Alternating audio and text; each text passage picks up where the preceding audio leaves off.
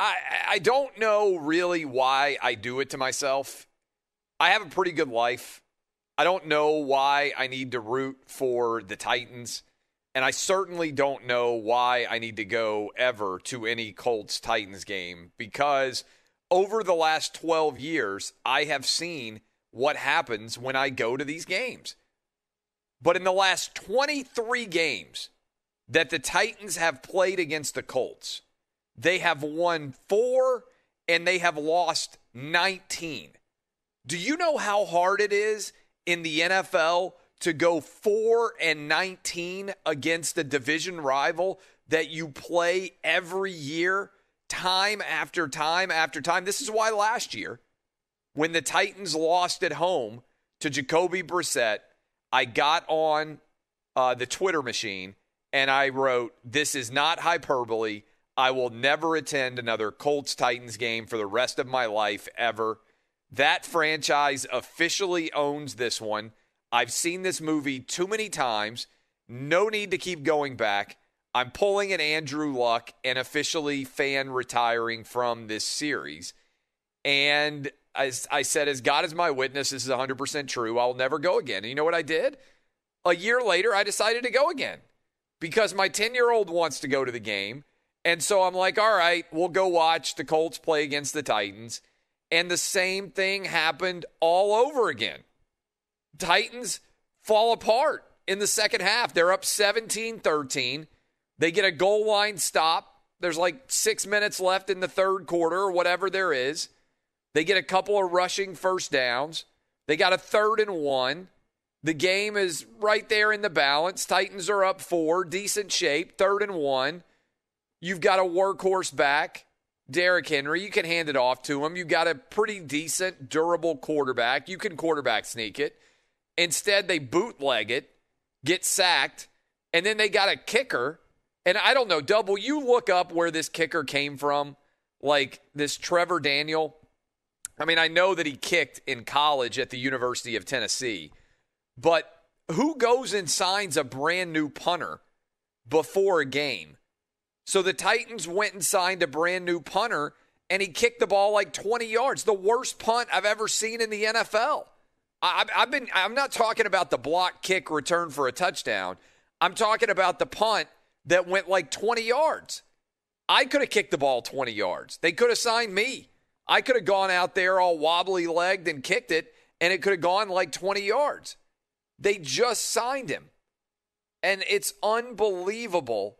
It's unbelievable to me how how awful of a kick that was.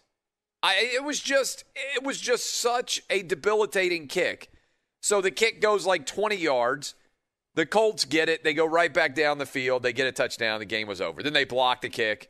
But really, it was that punt that swung the game. It was basically the equivalent of a turnover. When you kick the ball 20 yards in the NFL, I mean, if you were watching a high school football game and somebody kicked it that bad, you'd be like, they need a new punter. How can you be a professional and be that bad at kicking the football? I don't understand it. And the Titans can't make field goals. Second straight year, they can't make any field goals. They go sign Steven Gostkowski. I want to curse here. I'm not going to curse because I don't want to get an FCC violation. The guy made field goals. He made 974 consecutive field goals for the New England Patriots, and then he missed one and they cut him. And now he's like 4 for his last 20 for the Titans. The guy can't make anything. Titans go sign him. Guy's a bum.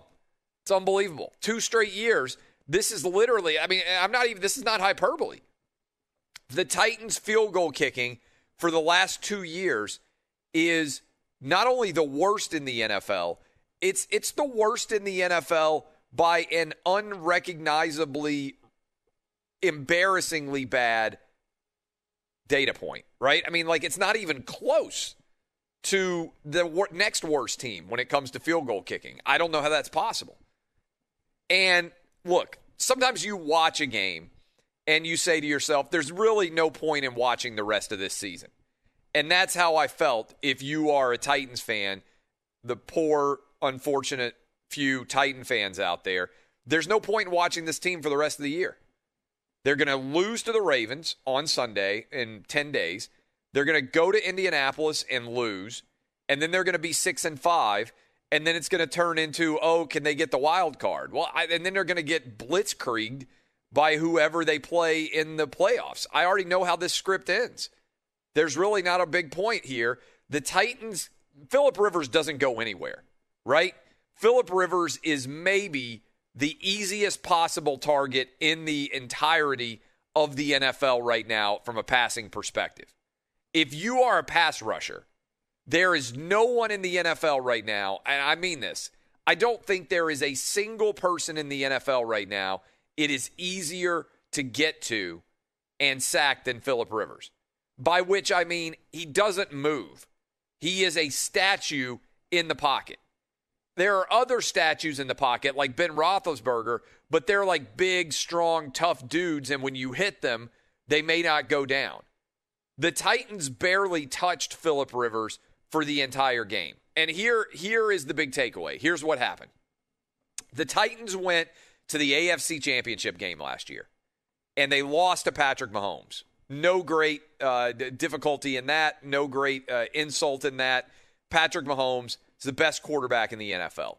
And the Titans recognized that, and they said, okay, how do you beat the Kansas City Chiefs?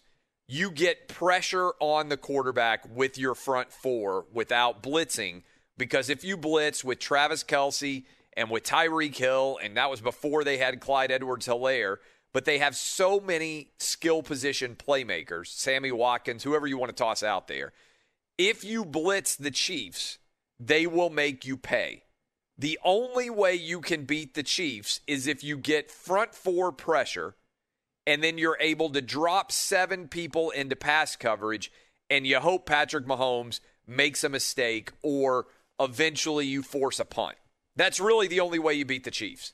Now, Patrick Mahomes doesn't make mistakes very much. I think he's got 25 touchdown passes and 1 interception so far this year. So it's a rarity that he makes a mistake. But you have to be able to get pressure with your front four. So the Titans had a lot of money under the salary cap that they could spend. They went out and gave a ton of money to Jadeveon Clowney, and they gave a ton of money to Vic Beasley. They now have played 9 games, the Titans have.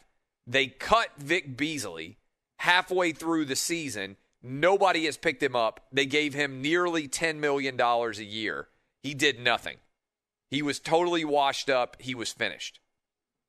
They gave Jadeveon Clowney over $13 million with incentives. I have no idea what incentive he could possibly reach, but he has 0 sacks too.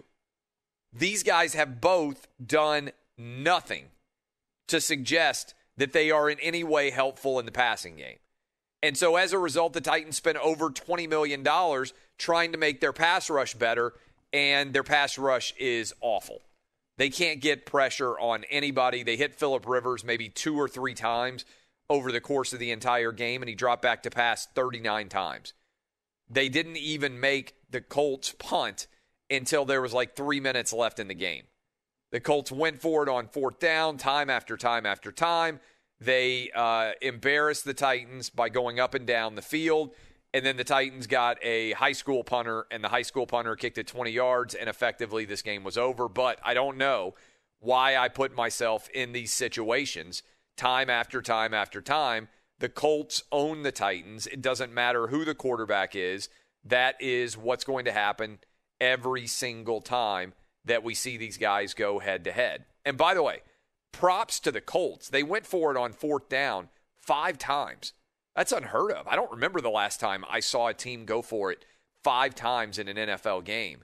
And even when they got stopped down there right on the goal line, they managed to come back and take advantage of the Titans not being able to move the football. So, congratulations to the Colts on their AFC South division title. This division is over.